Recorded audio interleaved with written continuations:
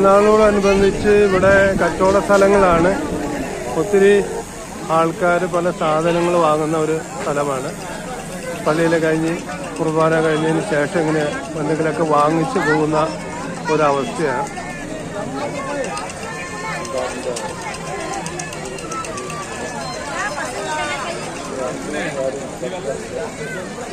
തീറ്റ സാധനങ്ങളായിട്ടും കളിപ്പാട്ടങ്ങളായിട്ടും അങ്ങനെ ഒന്നാമത് പെരുന്നാളിന് വരികയാണെങ്കിൽ തന്നെ കൂടുതലും പെരുന്നാൾ ഒരു ആഘോഷമാണ്.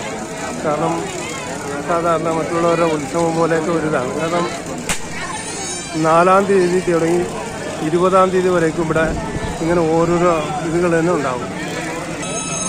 ഇത് നമ്മുടെ പോളിപ്പേട്ടിൽ തന്നെയുള്ള റെജിയാണ്. റെജിയും കുടുംബവും കൂടിയാണ് വന്നിരിക്കുന്നത്. റെജിയുടെ കുഞ്ഞാണ്, കൊച്ചാണ്. റെജി ഒറ്റക്കാണോ വന്നിരിക്കുന്നത്? റെജി ഒറ്റക്കാണല്ലേ? ആ, ഇവരൊക്കെയാണ്. ഓക്കെ, അപ്പം ഞാൻ റെജിയോട് ഒന്ന് പോലെ കാണിച്ചു വെക്കാൻ നോക്കുമ്പോൾ ഇദ്ദേഹം നമ്മളെ ഇതാക്കിയത്.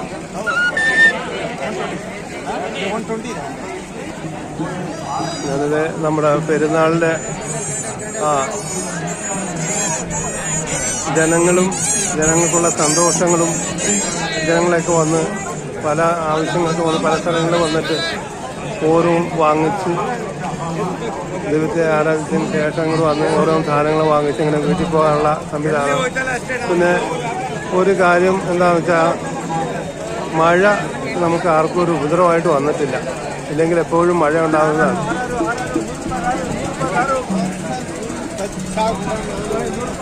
മഴ വളരെ കുറവാണ്.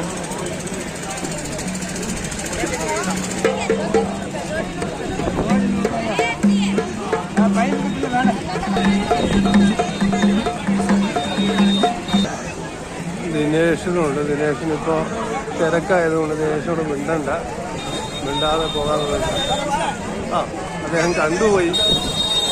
Bye bye bye.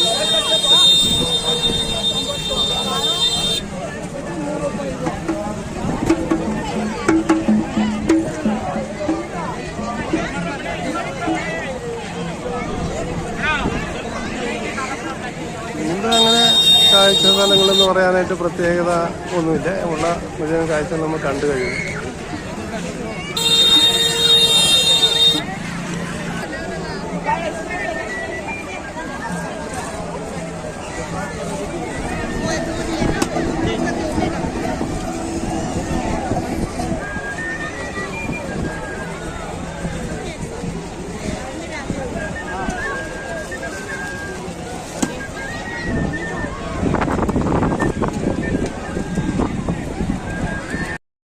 ഡോർനള്ളിയിൽ വന്നു കഴിഞ്ഞാൽ ഞങ്ങൾ ഈ സിസ്റ്റർ കടയിലാണ് ഞങ്ങൾ കാപ്പി പിടിക്കാറുള്ളത്. കാരണം ഇവിടെ നല്ല കാപ്പി കിട്ടുന്ന ഒരു സ്ഥലമാണ്. ഇവരാണ് നമ്മുടെ കാപ്പിക്കടയുടെ ഓണർ. ഞങ്ങളൊക്കെ വന്നാലും നല്ല കാപ്പി തരുന്നവരാണ്. അതിൻ്റെ ഭർത്താവാണ് നിൽക്കുന്നത്. പിന്നെ വളരെ നല്ല കാപ്പി തരും. നിങ്ങൾക്ക് ധൈര്യമായിട്ട് വന്ന് കുടിക്കാം. അത് സന്തോഷമായിട്ട് കുടിക്കാം. വളരെ ഇതാണ്. ഇന്ന് പെരുന്നാളായതുകൊണ്ട് അവർക്ക് സംസാരിക്കാൻ നേരമില്ല. ഒത്തിരി തിരക്കായതുകൊണ്ട് അവർ മിണ്ടായിരിക്കില്ല. ഒത്തിരി നമ്മുടെ സംസാരിക്കും. ഇങ്ങനെ സൈഡിലൂടെ ഓരോ കടകളൊക്കെ ഇതാക്കി നല്ല കാപ്പികളൊക്കെ എല്ലാവർക്കും കൊടുത്ത്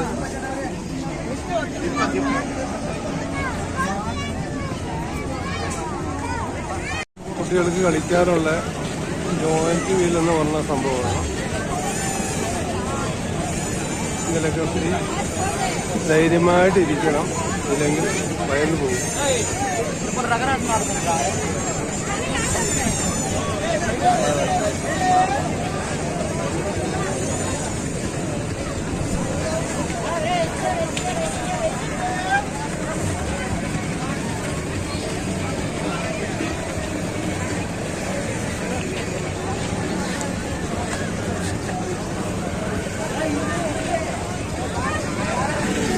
ഇങ്ങനെ ഓരോ സ്ഥലത്ത് വരുമ്പോൾ നമുക്കുണ്ടാകുന്ന പിരിമുറുക്കങ്ങളൊക്കെ മാറും.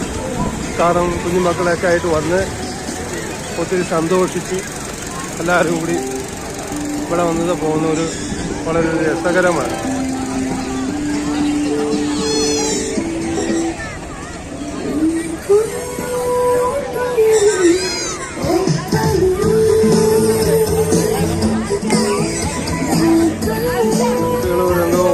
മാത്രം വെച്ച് കളിക്കുകയാണ്.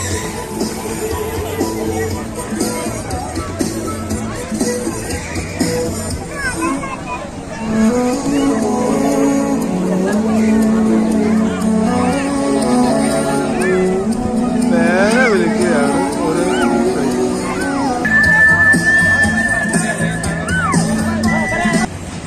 ചെറിയ മഴ പൊടിയുന്നുമുണ്ട്. ഇവിടെ ഇങ്ങനെ ഓരോ കളിക്കാൻ സ്ഥലത്ത് നമുക്ക് കുട്ടികൾക്ക് പകരം വലിയ ആൾക്കാരാണുള്ളത്.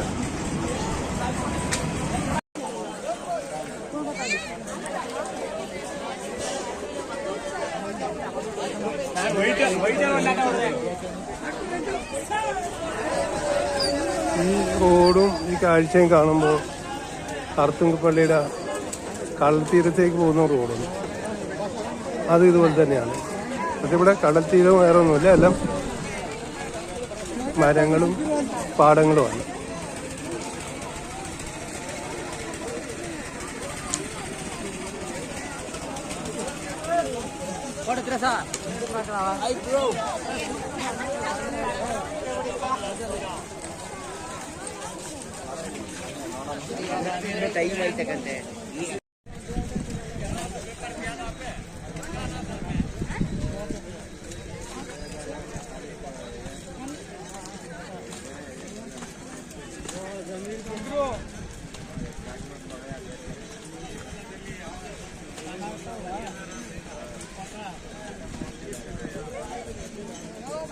ആടോ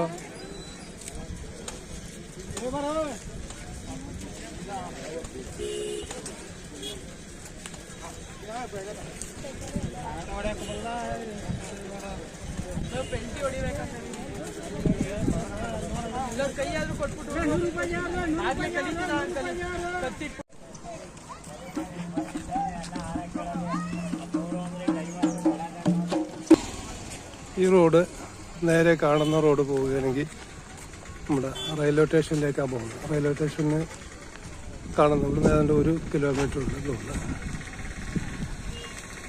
പിന്നെ ഇവിടെ നിന്ന് ഞങ്ങൾ കേരളനഗറിൽ നിന്ന് വന്നിട്ട് ഇങ്ങോട്ടാണ് നമ്മൾ ലെഫ്റ്റിലേക്കാണ് പോകേണ്ടത്. കേരളനഗർ വരുന്നത് അവിടെ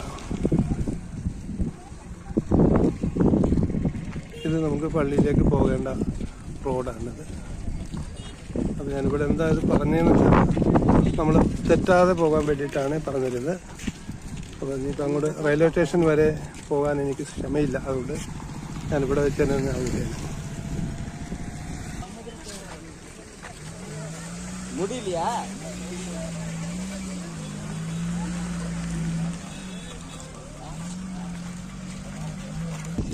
കയാർനഗറിൽ നിന്ന് വരികയാണെങ്കിൽ കേരളത്തിൽ വന്നിട്ട് നമുക്ക് റൈറ്റിലേക്കാണ് പോകുന്നത്. റൈറ്റിലേക്കാണ് പള്ളിയുണ്ട്. ഇത് നമ്മൾ ലെഫ്റ്റിലേക്ക് പോവുകയാണെങ്കിൽ റെയിൽവേ സ്റ്റേഷനിലേക്കാണ്. അപ്പോൾ നമ്മൾ ഇവിടെ വരുമ്പോൾ തെറ്റാതിരിക്കണം പോവുക.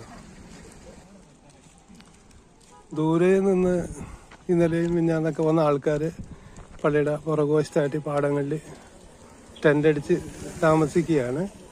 അങ്ങനെ ഒരു സൗകര്യങ്ങളൊക്കെ ഉണ്ട് ദൂരത്ത് വന്ന്. പിന്നെ പള്ളി വകയായിട്ട് തന്നെ റൂമുകളൊക്കെ ഉണ്ട്. റൂമുകളൊക്കെ ഒരുപാട് പെരുന്നാളിന് മുമ്പ് തന്നെ ബുക്ക് ചെയ്തിട്ടുണ്ടാവും. അതുകൊണ്ട് എപ്പോഴും നിങ്ങൾ വരണമെന്ന് ആഗ്രഹമുള്ളവർക്ക് പെരുന്നാൾ കഴിഞ്ഞാലും വരാവുന്നതേ ഉള്ളൂ.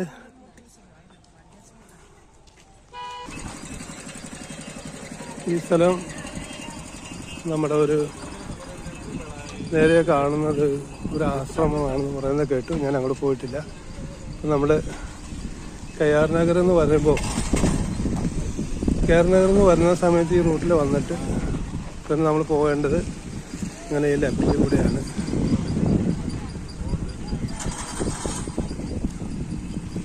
അതിൻ്റെ അങ്ങോട്ട് പോവുകയാണെങ്കിൽ അത് ഏതോ ഒരു പാടത്ത് പോകണം. അതുകൊണ്ട് അങ്ങോട്ട് പോകണ്ട. നിങ്ങൾ വന്ന പാടന്നെ ഫുള്ള് ലെഫ്റ്റിലേക്ക് തന്നെ പോവുക. കാരണം അങ്ങനെ പോകേണ്ടതാണ്. ഇത് കഴിഞ്ഞ് രണ്ടാമത്തെ ലെഫ്റ്റ്, ഞാനിപ്പോൾ റെയിൽവേ സ്റ്റേഷൻ്റെ കാര്യം പറയാം. തല മുണ്ടനം ചെയ്തു വന്നതിന് ശേഷം ഇവിടെ സാധാരണ എല്ലാവരും കുളിക്കാറുണ്ട്. ഇവിടെ കുട്ടികൾ നോക്കിയത് സന്തോഷം കൊണ്ട് കുളിച്ച് കളിക്കുന്ന ഒരു അവസ്ഥയാണ്. ഇത് മൈസൂർ കാരസിൽ നിന്ന് വരുന്ന വെള്ളമാണ്. കാരസിൽ നിന്ന് ഈ സമയത്ത് ഒരു 2-3 ദിവസത്തേക്കായിട്ട് ഒരാഴ്ചത്തൊക്കെ പള്ളിയുടെ ആവശ്യത്തിന് വേണ്ടിയും പള്ളിയിൽ വരുന്നവർക്ക് വേണ്ടിയൊക്കെ ആയിട്ട് തുറന്നു വിടുന്നതാണ്. ഇത് കൃഷിയുടെ ആവശ്യത്തിന് വേണ്ടി തന്നെയാണ് ഇത് യൂസ് ചെയ്യുന്നത്.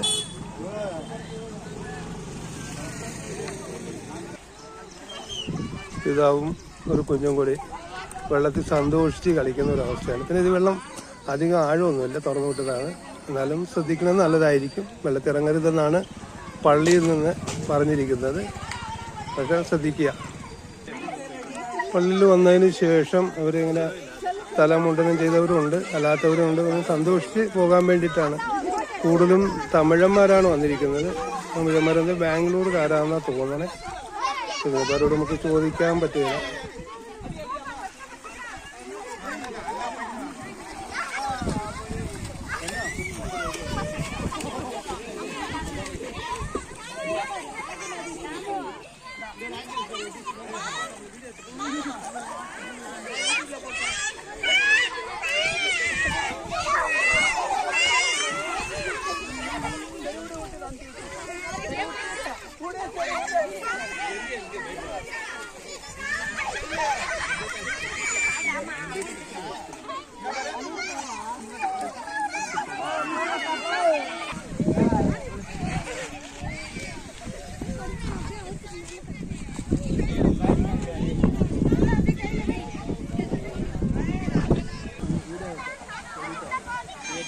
வரீங்க?